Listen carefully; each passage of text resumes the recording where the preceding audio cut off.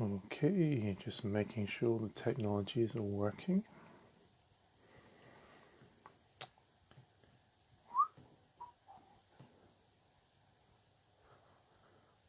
Seeing if it's coming up in the group. I've got two screens going here, so I hope that you can see me. My computer's picking this moment to be a little bit slow. We will be beginning in just a moment.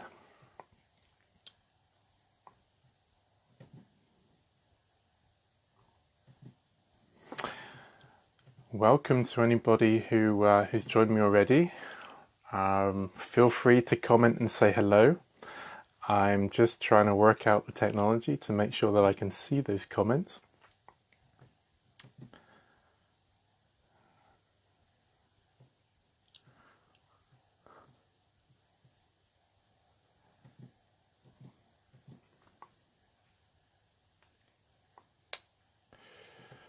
At the moment, here we go, now we're rocking.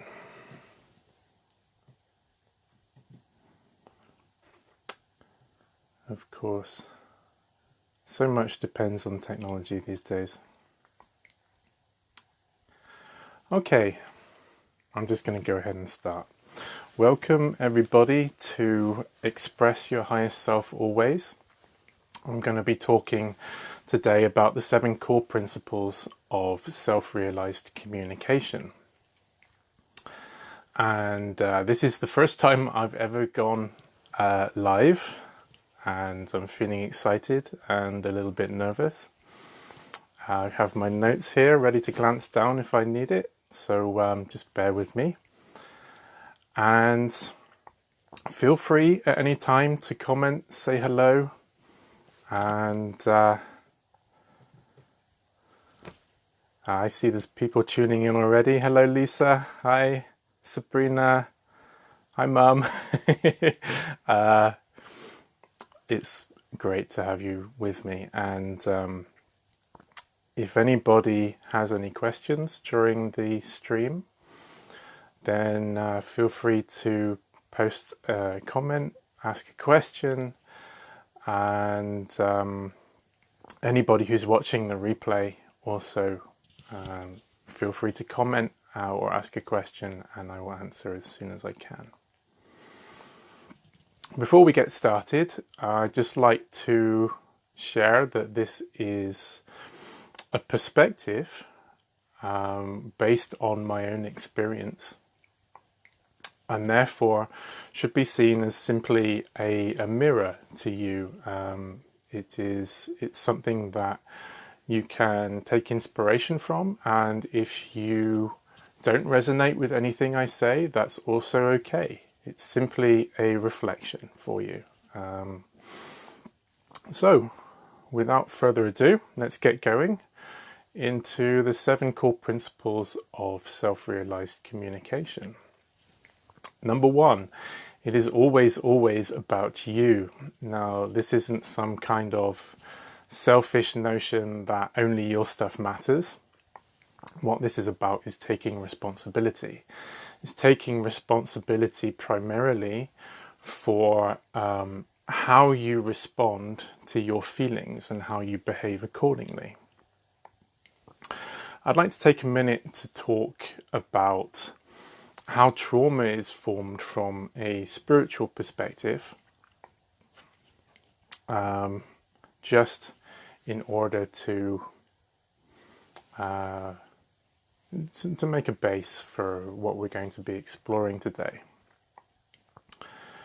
So, basically, from a spiritual standpoint, what we can see is that we are individual, unique expressions of the source, of the one energy. You can call it what you like. But we are unique expressions of that. You can call that the soul, if you like. You can call it the essence. You can call it me. And what happens is that our individual expression our individual consciousness, flows down through varying densities from the source. And as we go down through each density, the vibration of that density gets, well, denser. And what this means is that it becomes more and more separated. So at the source, we have the experience of oneness. Everything feels like it's united. And as we flow down through separation, everything appears to be separated. We can see our physical bodies seem to be fairly separated. Now, the problem with this is that the lower densities, the more separate ones, are louder in our consciousness. They shout at us compared to the more subtle, higher densities. And therefore, our tendency is to identify more with what's going on in the lower densities, with the separation.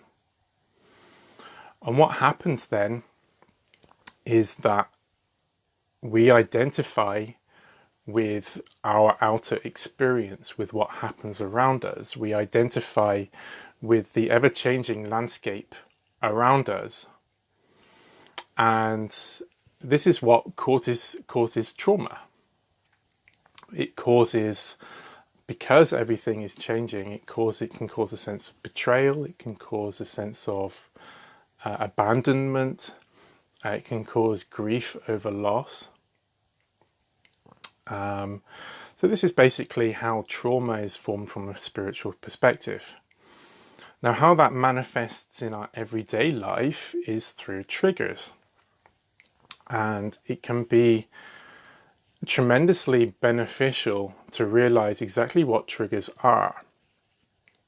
Most of the time, when we get triggered, it comes as a reaction from something that's happened on our outside.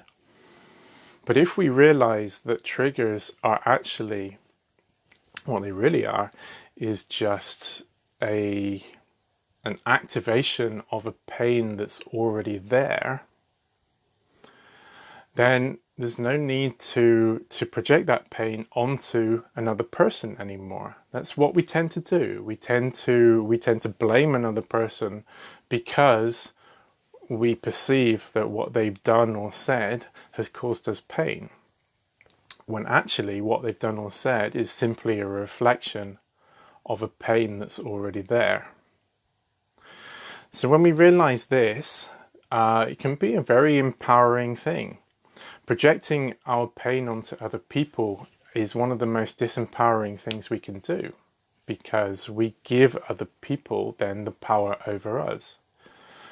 And taking responsibility for how you experience your feelings, how you process them, and how you behave accordingly is one of the most empowering things that we can do for ourselves and for other people too.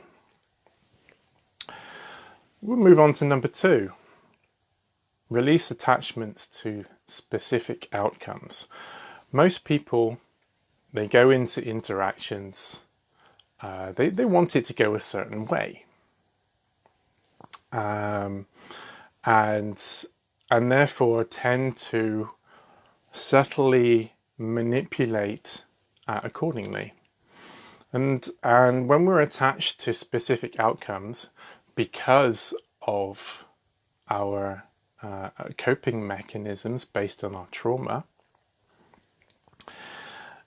it's usually because of a conditioning that's very prevalent in the collective consciousness, and that is the avoidance of painful experiences and the pursuit of pleasurable ones. The problem with this is, again, it creates identity with the lower separate experience, the lower densities of body, emotions, thoughts, these kind of things. It creates a kind of it creates a separation with our experience. It's me against what I'm experiencing, me against the pain. But the thing is that painful experiences have their place too. If you think about it from the perspective of oneness, that includes all experiences, and therefore to come out of separation consciousness, we have to embrace all experiences as they are in our reality. And painful experiences can be tremendously beneficial because they are signposts to exactly where our blockages are, exactly where we identify where our trauma is, and so that we can bring them up to work with. So attachment to outer outcomes, especially in regards to interacting with other people, almost always leads to some form of manipulation. And, excuse me, getting a bit of a dry throat. So this can sometimes be a very subtle kind of a manipulation, and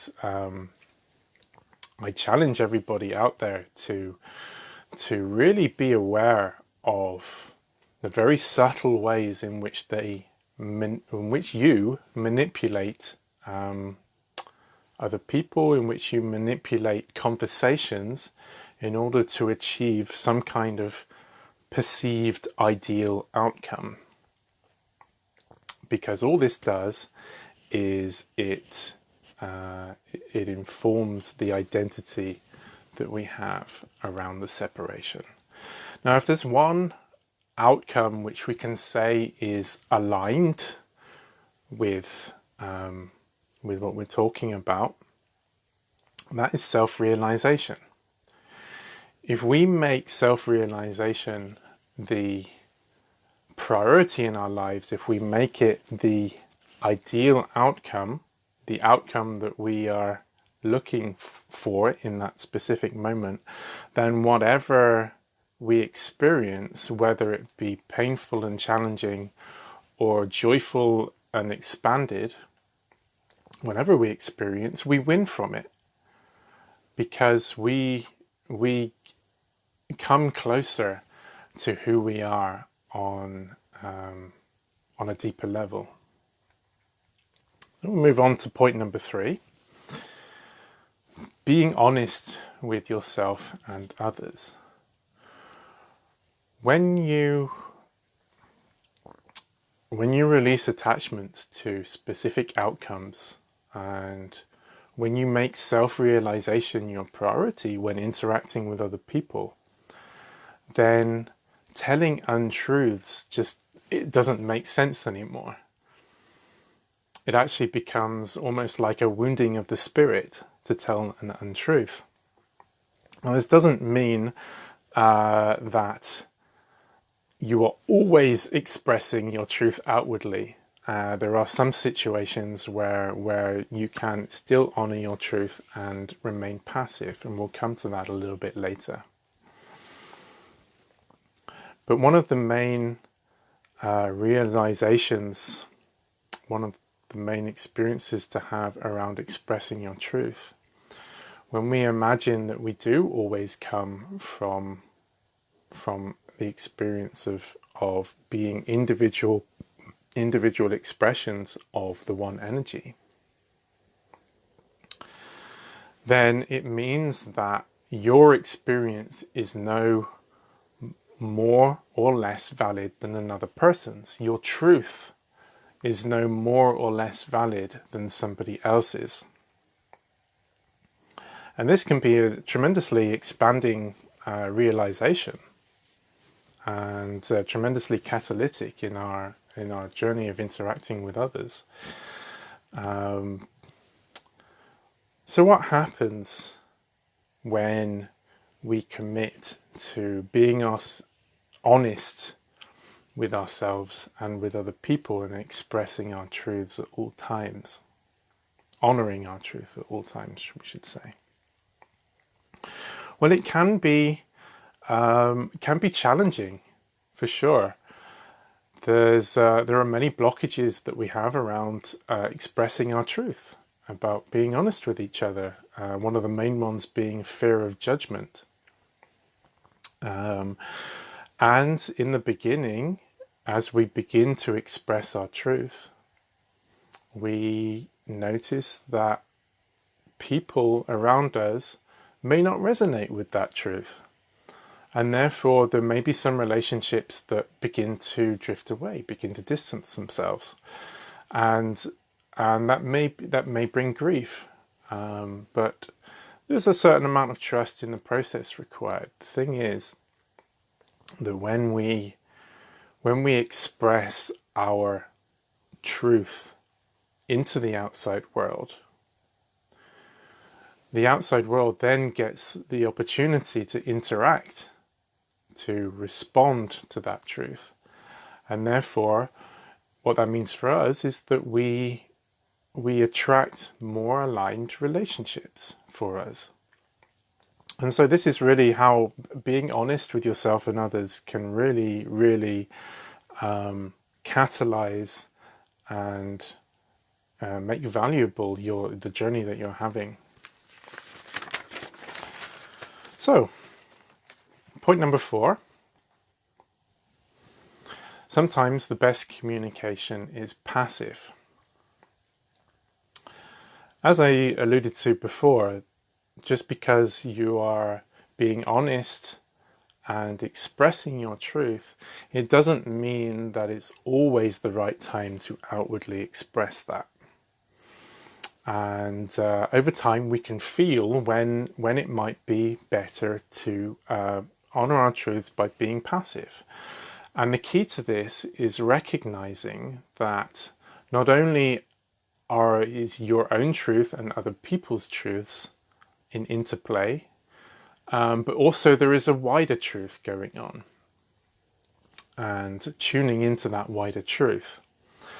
So there are 2 instances where passive communication can be right. Maybe there are more. Maybe you know more, but these are the 2 which come to me. The first is listening and holding the space for others. So when somebody else is sharing their truth, pouring their heart out, becoming open and receptive to that sharing can be perceived as the right thing in that moment. Now, you may have certain opinions about what they're saying, but there's a recognition that expressing those opinions in the moment is not it's not helpful to facilitate what is the process that it's going on at the moment. So you remain passive, you remain open, receiving of that. The second instance where being passive can be perceived as the right thing within the wider truth is when you perceive that it could be a waste of your energy. There are instances where you can find yourself with people who see the world in a very different way to you. And sometimes it can feel right to challenge their perception of the world. But sometimes there can be a perception that however you express yourself will come up against a brick wall. It won't be taken on board, or it will be fought against in a way that's not productive to self-realization. And therefore, there's a recognition that that expressing yourself in that moment can be a waste of energy. And discernment is really the key for that. It comes with experience, basically. And we have to make sure that when it feels right to express passively, that we are recognizing that this is a part of the wider truth, and that it's not coming because of some kind of fear of expressing ourselves. Then we'll move on to number 5. Number 5, it's all about the movement of energy. So when we let go of outcomes, when we make self-realization our priority, when we tune in to the wider truth that's going on and not just our own truths, we start to become more sensitive to the dynamics of what's going on a deeper level when interacting with others. And what I mean by this is that we begin to recognize when people might not be being completely authentic. Perhaps what they're expressing on the surface doesn't quite reflect what's going on underneath. And that doesn't mean, of course, that you will necessarily know what's going on underneath, but there will be inner feelings which will tell you that something something else might be going on here. And the tool for that is empathy, which is basically feeling perceptions in your field which mirror what somebody else might be feeling. And this can inform you of what might be going on at a deeper level. If somebody has a smile on their face and yet you can feel this tight kind of anger inside. There are many people out there who are very sensitive, very empathic, and they have this experience on a daily basis. And for them, it's very important to discern what is their energy and what is other people's, of course, but that would be a topic for another talk. So the question basically becomes, what does this situation require of me? How can I honor my own truth within the wide context of the wider truth? And it's something that takes practice, it takes discernment, and it takes trust. Trust in your own perception, trust in the more subtle, higher vibrations and what they mean. So we'll move on to number 6. Point number 6, conflict can be good when handled consciously. So conflict is basically, it's one of the main areas where people tend to slip into unconscious behavioral patterns because of the coping mechanisms they've built around their trauma. Lisa says, I can feel people's emotions all the time. Not easy. Yes, indeed, it is not easy at all. And it's something that a lot of my clients actually experience, feeling other people's emotions.